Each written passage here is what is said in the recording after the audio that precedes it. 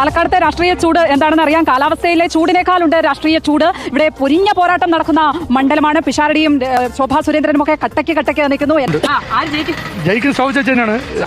ജയിക്കും അല്ലെ? രാഷ്ട്രീയത്തിൽ അപ്പം ശോഭ ചേച്ചി തന്നെ വരണം. ശോഭാ സുരേന്ദ്രൻ പറഞ്ഞോട് എല്ലാവരും ഇതൊരു ശോഭയുടെ ശക്തി കേന്ദ്രമാണോ എന്ന് എനിക്കൊരു ചെറിയ സംശയം. അല്ല, ശോഭ ന്യായമായിട്ടുള്ള കാര്യത്തിന് കൂട്ടു നിൽക്കുന്ന ആളാണ്. അത് കാരണം അവരെ വരാൻ പാടുള്ളൂ. ശോഭ ചേച്ചി തന്നെ. ഓ, മറിച്ചൊരു അഭിപ്രായം പറയുന്നത് തോന്നുന്നില്ല. അല്ല, ചേച്ചിക്ക് എന്താ അഭിപ്രായം കേൾക്കണ്ടത്? നല്ല നേതാവാ ശോഭാ സുരേന്ദ്രൻ. ശരി, ഇപ്പോഴത്തെ അഭിപ്രായം എന്താ കേൾക്കണ്ടത്?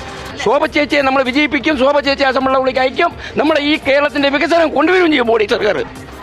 മോഡി സർക്കാർ വിചാരിച്ച എത്ര കോടി വേണമെങ്കിൽ ശോഭ ചേച്ചി ഇവിടെ കൊണ്ടുവരും.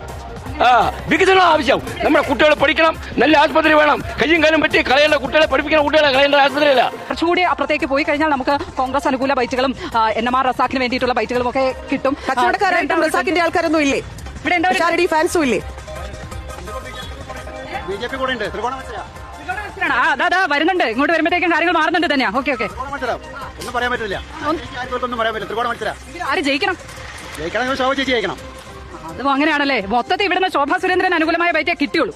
അങ്ങനല്ല, പൊതുവെ പ്രവർത്തനത്തിന് ശോഭ ചേച്ചി പ്രവർത്തനം കാത്ത് സൂക്ഷിക്കുന്ന പറയണത്. സ്ട്രോങ് ഫൈറ്റ് ആണല്ലേ? ആണോ ഫൈറ്റ്? ശോഭാ സുരേന്ദ്രൻ ജയിക്കണം, അത്രേ ഉള്ളൂ. അപ്പൊ ഈ ശ്രീധരൻ വന്നിട്ടും കിട്ടിയില്ലല്ലോ. പക്ഷേ ഇപ്രാവശ്യം എന്തായാലും കിട്ടും, പിടിച്ചിരിക്കും. അപ്പൊ അതെന്താ മുമ്പൊന്നും കിട്ടാത്ത എന്താ BJP ക്ക് ഇവിടെ? രണ്ട് രാഷ്ട്രം കൂടി ഒത്തുകളിക്കില്ലേ?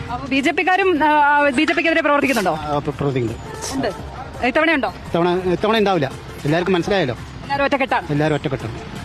ഓക്കെ, അതാണ് BJP-ക്ക് അകത്ത് നിന്ന് തന്നെ BJP-ക്ക് പണി കിട്ടിയിട്ടുണ്ട് എന്ന് അവർ തന്നെ പറയുകയാണ്. ഏതായാലും ഇത്തവണ എല്ലാവരും ഒറ്റക്കെട്ടായി നിൽക്കും എന്നുള്ളതാണ് പറയുന്നത്. നമുക്ക് കുറച്ചുകൂടി അപ്പുറത്തേക്ക് പോയാലായിരിക്കും ഒരു കോൺഗ്രസ് ബൈറ്റുകളും NMR റസാഖിന് വേണ്ടിയിട്ടുള്ള ബൈറ്റുകളും ഒക്കെ കിട്ടുക എന്ന് തോന്നുന്നു. ഒരു സെക്കൻഡേ ഒന്നും കൂടി ചോദിച്ചു നോക്കാം. എന്താ അവസ്ഥ ഇവിടെയൊക്കെ? ഒരു മത്സരമില്ലാത്ത പോലെ പറയുന്നത്. ഇതെനിക്കറിയാം, ഇതൊരു BJP-യുടെ സ്ട്രോങ് ഹോൾഡ് അല്ലേ? അങ്ങനെയൊന്നുമല്ല, നമുക്ക് തോന്നുന്നുണ്ടല്ലേ? അതൊന്നുമല്ല, BJP തോണ്ടൊന്നും പടിയില്ല. ഗംഭീര മത്സരമാണല്ലോ ശരിക്കും. പിഷാരടി ഭയങ്കര ഫൈറ്റ് അല്ലേ? കുട്ടിപ്പിടി കച്ചവടക്കാരോ വേറെ എന്താ അറിയാം? രാഷ്ട്രീയത്തിന് എന്താ അറിയാം? കച്ചവടം ഉണ്ടോ? കുട്ടിപ്പിടി കച്ചവടം. ഒരു ഗ്ലാസ് വെള്ളത്തിൽ ഒരു ഗ്ലാസ് കുട്ടിപ്പൊടി.